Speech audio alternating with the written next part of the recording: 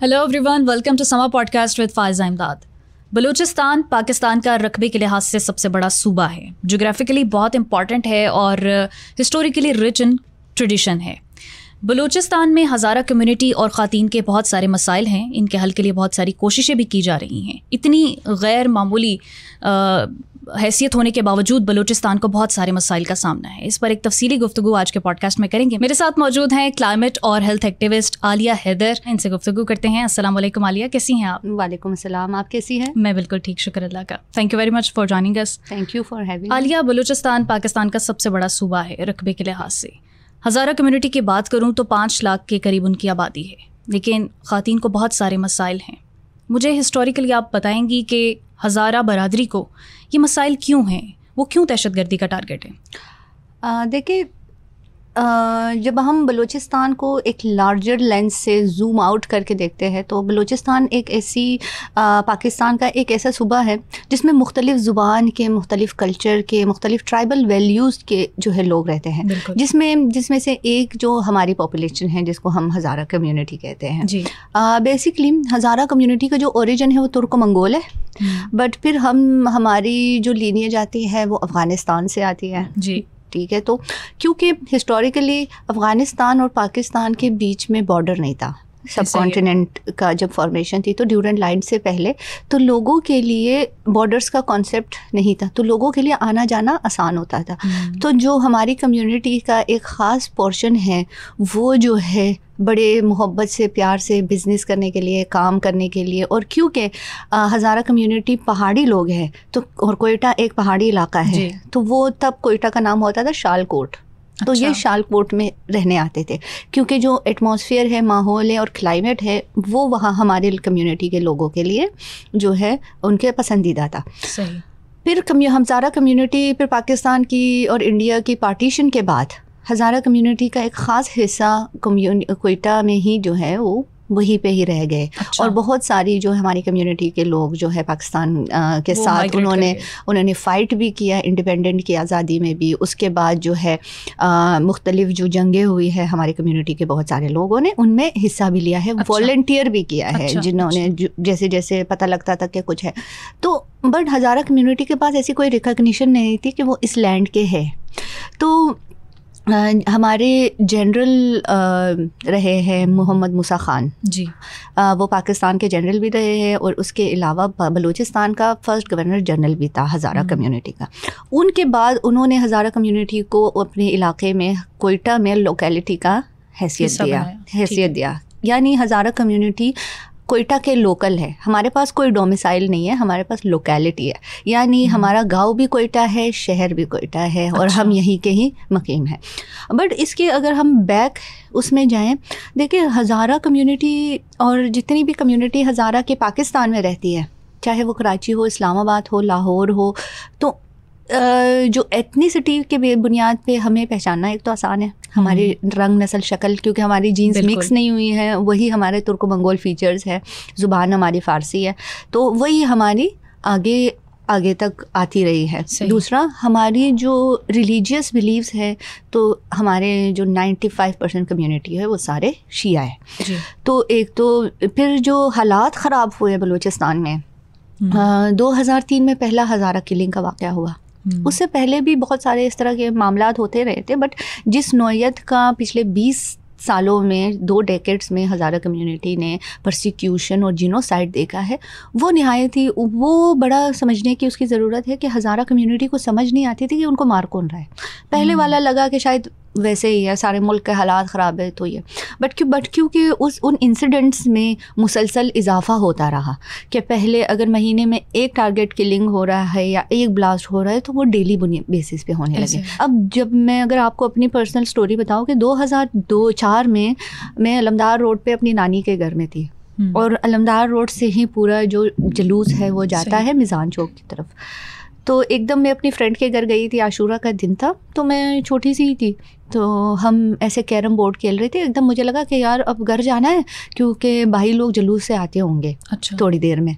तो मैं जैसे वापस आई हूँ तो सारी कम्युनिटी हमारी अलमदार रोड में, क्योंकि हम पहाड़ी इलाके ना, तो ऐसे ऊपर की तरफ जाता है तो फिर आप पहाड़ से नीचे की तरफ आपकी पॉपुलेशन में, मेरी दोस्त का घर ऊपर था तो मैं जब नीचे आ रही हूँ तो मेरी पूरी कम्युनिटी में बच्चे औरतें सारे रोए जा रहे हैं। अच्छा। अब मुझे समझ नहीं आ रहा है, लाइक मेरा हार्ट सिंक कर रहा है। मैं मतलब आई वॉज हार्डली कोई 8 साल 9 साल की थी, तो मुझे समझ नहीं आ रहा है कि इसको प्रोसेस कैसे करना है, क्या करना है।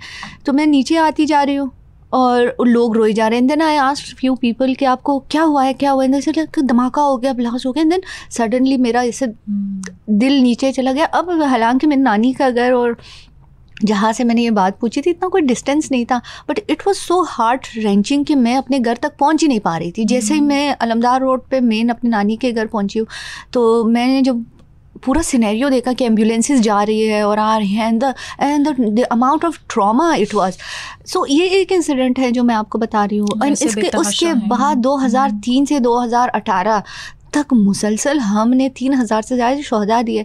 तो उसका ना बड़ा वो कॉम्प्लिकेटेड सा सारा सिचुएशन था हज़ारा कम्युनिटी का, जो कि हमें ना सास बेटे अपने बलोच पश्तून भाइयों से भी डर लगता था, क्योंकि कभी हमें बलोचों के इलाके में मारा जाता था, कभी पश्तूनों के इलाके में मारा जाता था। तो वो जो है पूरी चीज़ों को कंप्रीहेंड करना, पूरे सिचुएशन बहुत मुश्किल, जैसा कि बता रही हैं कि बहुत मुश्किल था ये सब, इसको कंप्रीहेंड करना कि कौन है इस सब के पीछे। बहुत सारी सोशल ऑर्गेनाइजेशंस हैं जो काम कर रही हैं, सरगर्म है बलूचिस्तान में। उन्होंने इस चीज़ का तदारुक करने की कोशिश की कि क्यों हज़ारियों को जो है वो शहीद किया जाता है, कत्ल किया जाता है। देखिए हमारी कम्युनिटी की एक बड़ी अच्छी बात है कि हमारी 100% लिटरेसी रेट है। हम जो है एक और दूसरा जो है, हम इंटेलेक्चुअल बेसिस पे हमारी कम्युनिटी बहुत आगाह है अपने मसाइल को लेके, अपनी बातों को। तो पॉलिटिकल डायनेमिक्स तो समझ आ गई थी हमें कि हज़ारा कम्युनिटी के साथ हो क्या रहा है। बट जो चीज़ जिन कम्युनिटीज़ की आप बात कर रहे हो, तो वो इतना डर और खौफ था ना पूरे कोयटा, पूरे बलूचिस्तान में, कि ये कंप्रहेंड करना मुश्किल हो पा रहा था कि कौन आपका दोस्त है, कौन आपका दुश्मन। वो एक अरसे के बाद हमें पता लगने लग गया, और हमारी कम्युनिटी को लगा कि हमारा कॉन्स्टिट्यूशन में राइट टू असेंबल है और हम इकट्ठे होके हम जो है प्रोटेस्ट करेंगे। और वो हम बड़े ही उससे क्या कहते हैं उसको, डिसिप्लिन तरीके से हमारे प्रोटेस्ट होते थे, चाहे वो हमने अलमदार रोड पे करते थे या फिर हम वेस्टर्न बाईपास का रास्ता बंद कर देते थे, क्योंकि वो मेन, आप ऐसे समझ लो कि वो एरोटा है, शारग है कोयटा का, वहाँ से सारा ट्रांसपोर्ट आता है ना, मेन था। तो उसके बाद बहुत गवर्नमेंट ऑफिशल्स भी आए, बट वो हर कोई आता था, हमारे डिमांड सुनता था, आपका नहीं होगा, समझ नहीं आ रही। हम कह रहे कोई बता तो दे हुआ क्या है। एंड देन अनफॉर्चुनेटली ये हमारे पाकिस्तान का अलमिया है कि दादरसी तो की जाती है, पूछा तो जाता है, यकीन दहानी भी करवाई जाती है, लेकिन कोई खातिर का अमल नहीं होता। आप चूँकि हेल्थ एक्टिविस्ट भी हैं और आपने कोप 28 में जो है वो फ्रंट लाइन पर जो है वो काम किया, और फिर आपने रिप्रेजेंट करते हुए अवार्ड भी विन किया। आप मुझे ये बताएं कि बलूचिस्तान में क्लाइमेट क्राइसिस कैसे हैं, कैसा मौसम है वहाँ पर, और किस तरह के जो इश्यूज़ हैं, मौसमियाती तब्दीलियाँ जो आ रही हैं, क्या मसाइल हैं बलूचिस्तान के? देखिए मुझे क्लाइमेट चेंज का मसला ग्लोबल मसला है। इसी तरह क्लाइमेट चेंज का जो असर है बलूचिस्तान में, उसमें यह है कि एक तो माउंटेन क्रशिंग बहुत हो रही है। देखिए ना, जब कैपिटलिज्म और इम्पीरियलिज्म आता है तो वो आपके ना पत्थरों को छोड़ता है, ना हवा को छोड़ता है, ना दरख्तों को छोड़ता है, ठीक है। उसकी बुनियादी मसला यही है कि इंसान को लगने लगता है कि हम इस पत्थर से भी पैसे आएंगे, इस ज़मीन से भी हमें पैसे आएंगे, दरख्त काटो। तो ये सारी जो चीज़ें हैं ये क्लाइमेट चेंज की तरफ जाती है। बलूचिस्तान में mountain crushing one of the main problem है, जो क्योंकि आप अल्लाह की बनाई हुई पूरे बड़ा माउंटेन है, उसको आप क्रश करके, क्योंकि कंस्ट्रक्शन के लिए जो है आपने अर्बनाइजेशन के लिए आपने पूरे पाकिस्तान में उससे स्टोन्स सहराई इलाका है, फिर डिफॉरेस्टेशन, वहाँ पर डिफॉरेस्टेशन की वजह से। दूसरा जो है दरख्त तो पैसे बलूचिस्तान में कम है, बहुत कम है, एग्जैक्टली, ठीक है। अगर आप देखें ना, गिलगित वाला साइड है और फिर बलूचिस्तान वाला साइड है। कोयटा के माउंटेन्स ड्राई हैं, कोई पहाड़ नहीं है, और वो वाला जो एरिया है वो डिफरेंट है। तो यहाँ पे हमारे बच्चों में प्रीमेच्योर बर्थ्स बहुत ज़्यादा हो रही हैं। दूसरा जो है उनको रिस्पिरेटरी डिजीज़ बहुत हो रहे हैं, क्योंकि जब आप माउंटेन क्रशिश करते हो तो उसके बहुत छोटे छोटे पार्टिकल्स होते हैं जो हवा में रह जाते हैं, तो जिसकी वजह से पल्मोनरी डिजीज़ की जो है मिक़दार वो ज़्यादा हो जाती है। अभी इस पर हम कोशिश कर रहे हैं कि गवर्नमेंट बलूचिस्तान को कोई अर्ज़ी दे के या कोई पिटीशन फ़ाइल करे ताकि माउंटेन क्रशिंग बलूचिस्तान में बंद हो। उसके अलावा जो अगर उस खित्ते के हिसाब से देखें तो क्योंकि पूरा ग्लोबल क्लाइमेट चेंज की वजह से बलूचिस्तान में अब गर्मियाँ भी होने लग गई है। वो एरियाज़ का तो आइडिया है कि जो सिंध को लगता है तो वो पहले ही गर्म था, बट अब उसके अलावा भी हो रहा है। 2022 का सैलाब क्लाइमेट चेंज की वजह से ही था। आपने फ्रंट लाइन पर काम किया, बिल्कुल, मेडिकल कैंप्स बहुत लगाए थे आपने, क्या चैलेंजेस आए थे वहाँ पे? बलूचिस्तान का तो आप ये समझ लो कि लाहौर से मुरीद के हम जाते हैं तो हमें आधा घंटा लगता है, 45 मिनट लगता है, ऐसे ही है ना। तो अब आप सोचें कि बलूचिस्तान में अगर आप जा रहे हैं डेरा गाजी खान से आपने जाना है सोहबतपुर, तो आपको 3 घंटे लगते हैं। इंफ्रास्ट्रक्चर का मसला है, रसाई का मसला है, रोड्स नहीं बनी हुई है, और फिर बाकी सिक्योरिटी के हालात आपको पता है कि किस तरह से। तो एक तो पहले उन इलाकों में रसाई बहुत मुश्किल थी। मुझे अभी भी याद है, हम एक इलाका गए तो उन्होंने बताया कि कोई एक एरिया है जहाँ पे कोई 200 लोग फंसे हुए हैं और फ्लड की वजह से प्रॉपर ड्राउन है और पानी बहुत ज़्यादा है। तो 2-3 लोगों ने मुझे कहा कि उधर लोग ज़ख्मी भी है और ये है हालात नहीं सही है, बच्चे भी है, तो उधर जाना है। अब समझ नहीं आ रही कि इतने पानी को क्रॉस करके हम जाए कैसे, और मुझे स्विमिंग भी नहीं आती है, ये बड़ा फ़नी था। तो उन्होंने ना, रेजिडेंट्स ने मुझे कहा कि आप ऐसा करें, ये चारपाई है, हम ऐसे करते, आपको इस चारपाई पे बिठा देते हैं, हम उसकी टांगे ऊपर करके 4 लोग पानी में चले जाएंगे और फिर हम आपको ट्रांसपोर्ट करेंगे। तो मैं वो चारपाई पे बैठी हूँ, मैंने अपना मेडिकल का सामान लिया है, मेरे एक और डॉक्टर दोस्त थे, डॉक्टर जवाद, वो भी थे, उन्होंने भी किया है, और फिर हम उन बेचारों के कंधों पे उस चारपाई में उधर तक गए हैं। कोई 3-4 घंटे का हमने वहाँ पे मेडिकल सारा जो हम फर्स्ट एड सारा कुछ दिया है, फिर उसी चारपाई पे आई हूँ। मतलब हालत तो मेरी भी थोड़ी सी हो गई कि अगर मैं से गिर गई तो मुझे स्विमिंग भी नहीं आती, और दूसरा सिचुएशन पानी भी बहुत गंदा था, पानी में मच्छर बहुत थे। अब आप, तो इस सब में गवर्नमेंट की तरफ से आपको कोई सपोर्ट नहीं मिली? मसला ये है ना कि हमारी हुकूमत इस तरह के डिज़ास्टर मैनेजमेंट्स के लिए तैयार नहीं है। बलूचिस्तान में मेडिकल के बुनियाद पे इंफ्रास्ट्रक्चर तो मौजूद है, कोई स्टाफ नहीं है, सबको तनख्वाहें मिल रही है, सबको पैसे जा रहे हैं, पर वहाँ पे बैठता कोई नहीं है। अब सोहबतपुर के इलाके में सोहबतपुर का ही डॉक्टर बैठेगा ना, कोयटा का डॉक्टर तो सोहबतपुर जाएगा नहीं। ये लोग उन मेडिकल कॉलेजेस के सीटों पे तो आते तो है, फिर उसके बाद अपने इलाकों में जाके सर्फ नहीं करते। ये बड़ी इंपॉर्टेंट आपने बात की। और अगर मैं लिटरेसी रेट की भी बात करूं तो 58.4 बलूचिस्तान का बहुत कम है, और लड़कियों की तालीम पर तो तवज्जो ही नहीं दी जाती। देखिए, इसके पीछे आता है ट्राइबल सिस्टम।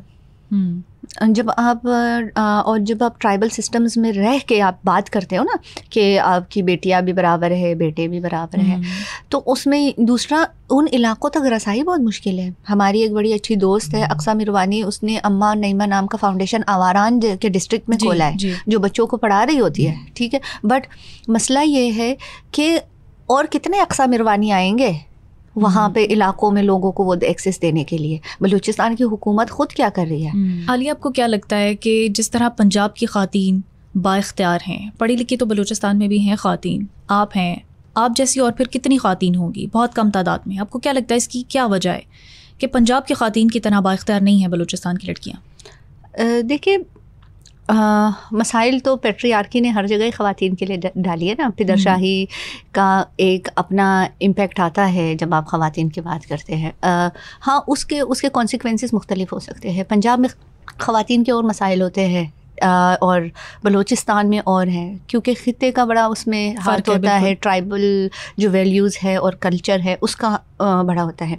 बट अगर हम उस पर बात करें कि ख़ित्ते के हिसाब से, रकबे के हिसाब से बलूचिस्तान बहुत बड़ा है। हर इलाके में हर लोगों तक एजुकेशन की रसाई मुश्किल है। दूसरा, सिक्योरिटी के जो चैलेंजेस है वहाँ तक ख़वातीन के पास वो चैलेंजेस नहीं मिलती है। जो लोग आवारान से उठ के बलूचिस्तान तक आके पढ़ लेते हैं तो उनको हायर एजुकेशन मिलती है। अब गवर्नमेंट ऑफ बलूचिस्तान ने यूनिवर्सिटीज़ बनाई हैं तुर्बत, आवारान और इन इलाकों में, बट अभी भी डेरा बुगटी की ख़वातीन को एजुकेशन नहीं है। और ये सिर्फ मसला सिर्फ ख़वातीन की एजुकेशन का नहीं है, ये ओवरऑल लिटरेसी रेट की बात है कि ओवरऑल तादाद जो है, स्कूल्स नहीं है, कॉलेजेस नहीं हैं, और जो लोग जिनकी वहाँ पे एलोकेशन होती है, हमारे टीचर्स वो नहीं जाते। अब डेरा बुगटी के स्कूल में तो डेरा बुगटी के टीचर्स पढ़ाएंगे ना, कोयटा वाले तो नहीं जाएंगे।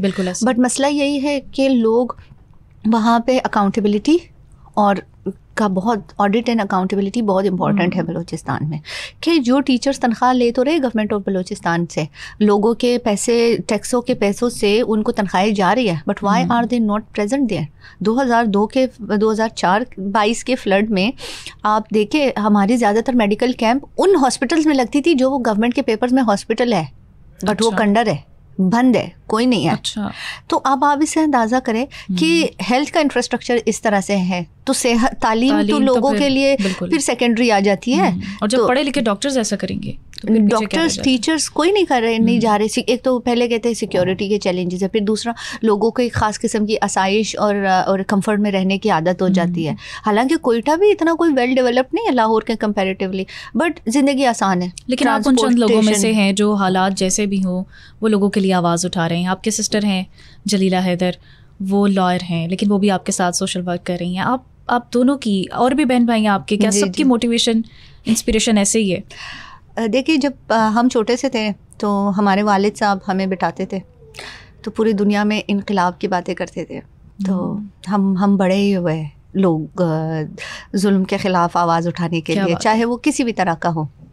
मेरे अब्बू कहते थे कि, और वो बहुत ही ख़तरनाक किस्म के वो सोशलिस्ट फेमिनिस्ट थे, तो वो हमें हमेशा बताते थे कि एक तो लड़का लड़की बराबर होते हैं, दूसरा जो है, हमारे घर में हमारे भाई भी वही काम करते थे जो हम करते हैं, तो काम की भी तकसीम थी और वो प्रैक्टिकली उन चीज़ों पे रहते थे, और कहीं जुल्म जबर वो देखते थे तो उनसे भी नहीं चुप बैठा जाता था। तो और मेरी वालदा भी वैसी है, तो मुझे लगता है वो आपके अंदर ऑटोमेटिकली आता है, और इंसानियत के जज्बे के लिए आपको कोई ख़ास बड़ा कुछ करने की ज़रूरत नहीं है, ना कुछ बहुत बड़ी किताबें। आपके दिल में अगर थोड़ी सी एम्पैथी हो, थोड़ी सी लोगों से मोहब्बत हो और इंसानियत से मोहब्बत हो, तो आप बहुत कुछ कर सकते हो। जैसे साहिल लुधियानवी का एक शेर है, मुझे भी याद आया कि तू हिंदू बनेगा न मुसलमान बनेगा, इंसान की औलाद है इंसान बनेगा। क्या बात है। तो अब आप इसी चीज़ ने मुझे लगता है हम सब, मैं आपको सही बताऊँ, थ्रू आउट माई मेडिकल उसमें जब मैं MBBS कर रही थी, मैंने कभी नहीं सोचा था कि मैं आगे हेल्थ या क्लाइमेट पे एक्टिविज़म करूँगी और ये करूँगी। तो इनिशियली तो मैं बड़ी उस तरह से थी।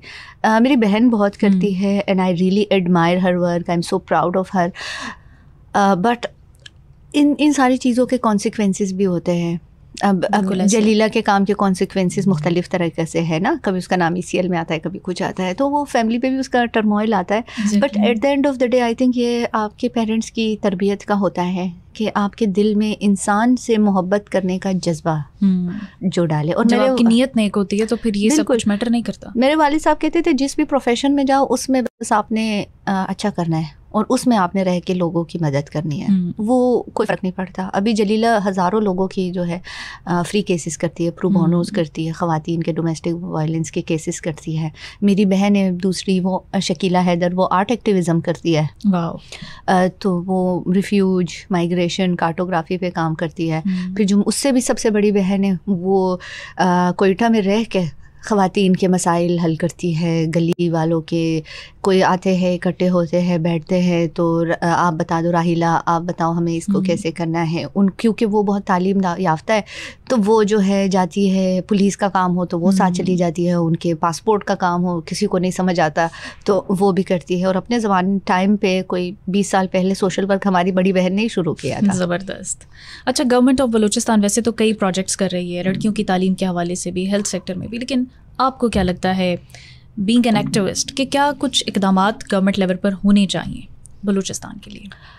अभी जो हमारा रिसेंट एजुकेशन मिनिस्टर और हमारी जो हेल्थ मिनिस्टर है, वो पुराने वालों से बहुत थोड़ी सी बेहतर है। ओके। एक तो राहिला दुरानी को मैं बहुत एडमायर भी करती हूँ, क्योंकि बलूचिस्तान की पहली फर्स्ट MPA थी, तो मैं बड़ी छोटी सी थी और ये इलेक्शन जीत के आई थी। दूसरा जो बख्त काकड़ है, जो हमारे मिनिस्टर है एजुकेशन के, उनसे एक मेरी गुफ्तगू भी हुई थी, और वो मेरी बात से एग्री करते हैं कि हमारा इंफ्रास्ट्रक्चर फेल हो रहा है, बट कह रहे हैं कि हम उनकी तरफ से जो एक चीज़ हो रही है वो है कि एडॉक बेसिस पे डॉक्टर्स और टीचर्स को वो हायर कर रहे हैं। अच्छा। यानी आप कॉन्ट्रैक्ट पे हो, जब तक आप कॉन्ट्रैक्ट पे हो तो आपको जाना भी पड़ेगा, तनख्वाह भी मिलेगी। अब यानी सरकारी सिस्टम उन्होंने ख़त्म किया है, परमानेंट जो हायरिंग कर दी। हाँ, उससे ये मसला हो सकता है यंग डॉक्टर्स के लिए कि उनके पास एक सस्टेनेबल इनकम सोर्स नहीं होगा और जॉब सिक्योरिटी नहीं होगी। But I think shorter period के लिए तो एडॉक और कॉन्ट्रैक्ट काम कर सकते हैं, लॉन्गर पीरियड के लिए इनको अपनी पॉलिसी को देखनी पड़ेगी। हॉस्पिटल्स और जो इदारे हैं उनको दोबारा काम पे लाना पड़ेगा। बलूचिस्तान में बच्चे अभी भी ज़मीन पे बैठ के पढ़ते हैं, 1-2 के बच्चे। तो राहिला दुरानी को और काम करना पड़ेगा इफ़ शी वांट्स के लोगों को उनके पॉलिसी साजी में उनको लोगों को नए लोगों के साथ उनको बैठ के बात करनी पड़ेगी, यंगस्टर्स के साथ। जो हम किसी सरदार को नहीं मानते, हम किसी ट्राइबल लीडर को नहीं मानते। हम अगर मानते हैं तो उन आवाज़ों को मानते हैं, उन इलाके के लोगों की आवाज़ों को मानते हैं जो वहाँ के रिहायशी है।